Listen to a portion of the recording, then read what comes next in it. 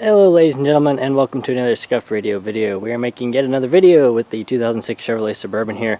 Today we're going to be adding a wind deflector slash bug shield, whatever you call it. It's the black stripe that goes on the front of the hood that's supposed to create an air vector that kind of pushes bugs up and over the windshield so that when you're driving at night on a country road you don't get as much bugs on the windshield. So we're going to be installing one, and you may get a report someday on how well it works, because I've been doing a lot of road tripping lately, so I should be able to make a video on whether or not the effects actually work or not. But another benefit is it should protect my hood a bit, because as you can see we have quite a bit of rock chips on here. I mean, this is not, I just washed this, and this is pure spots where just the paint has been chipped off over the years. This is a 2006 truck, so it's about 18 years old at this point, and it's looking a certain way. Also, another thing I did this morning was I added the chin spoiler back on. I think you call it a chin spoiler, and just kind of trying to see how I feel about it on there. I think it looks okay,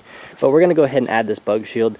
The other primary reason I wanted it was because it just kind of looks cool. So let's go over what I got here. It's made by a company called AVS, and it cost me about $70 on Amazon. So let's go open it up here.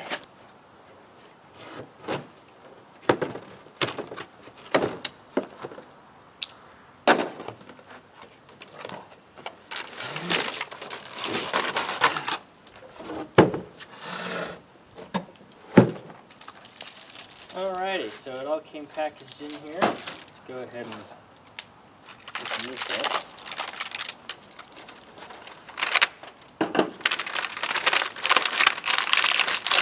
Alright, so this is what we got here. It's made out of this black smoke color. They didn't really have any other colors, but this is what I wanted, was the black one. So as you can see on the back side, the way it attaches to the hood is with these little holes here. They actually give you little clips, which are in here, and we'll go over how to install these, but yes, they give you all the hardware. So let's look at how you actually install one of these.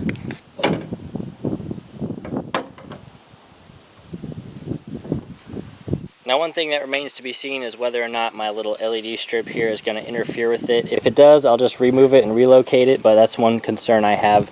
It does kind of stick up past the chrome just a little bit, so we'll see if that interferes. But it looks like the main way you install it here is just by putting those little plastic rings we saw into the 4 holes up under here, and then we'll pretty much just screw it in. So let's go ahead and see if we can't get started on that. Alright, so looking at the instructions, it seems pretty straightforward. So you have these little inserts here, and these go just into those holes like that. It seems kind of loose.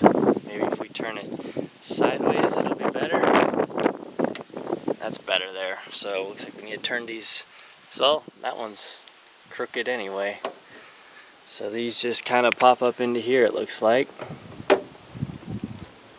Oh wait, I forgot, we're not supposed to put one in the middle. Alright. And as you can see here, there's a little bit of a sandwich you got to make. So you put the little clips in, then you put the shield over, and then you put a little grommet here between the shield and the screw. So overall, not all that complicated. It seems like it'll be fairly easy here. Alright.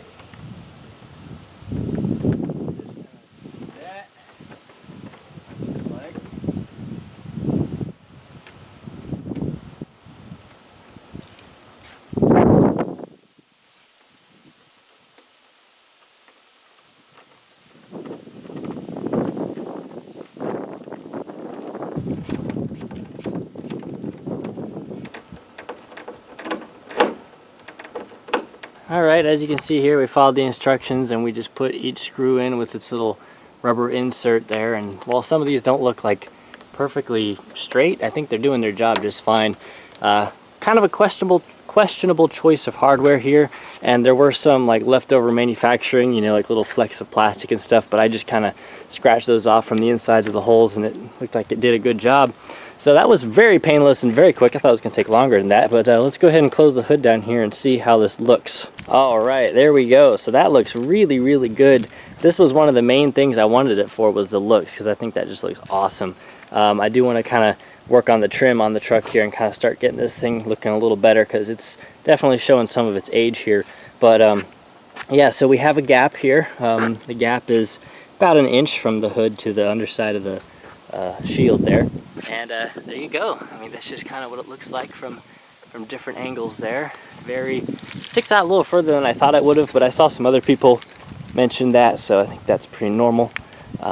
Very tight, doesn't feel like it's cheaply on there, like it's going to come off or anything. If I just touch it, I mean, it does deflect a little bit, but I think in the wind it'll be fine. So overall, very happy with it. I think that's nice, and it remains to be seen whether or not it will work, because, you know, these things are sometimes just gimmicks, right? But we'll see how it does. Overall, I really like that. I think that looks freaking cool on there.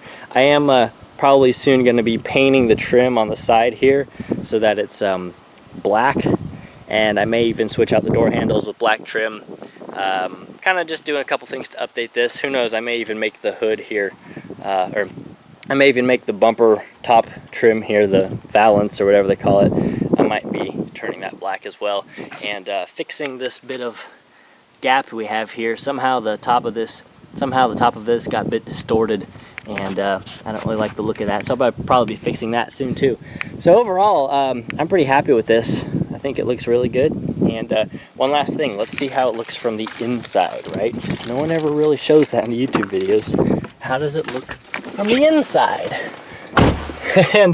and me sitting here in the driver's seat, I've got the camera just up as high as my vision is. It's right in front of my face. You cannot even see that there's anything there. I mean, you literally cannot tell that there's a shield there from the driver's seat. Now, if you're a taller person, you may start to be able to see the very tip of it, but this is with the camera touching the roof right now, and you can barely see it. So overall, doesn't make any impact whatsoever to driving visibility. Driving visibility is just fine. So there you go. That is the AVS bug shield for a 2006 Chevrolet Suburban. I'm pretty impressed. Thank you guys for watching, and I'll see you all in the next video. Bye. Bye, bye, bye.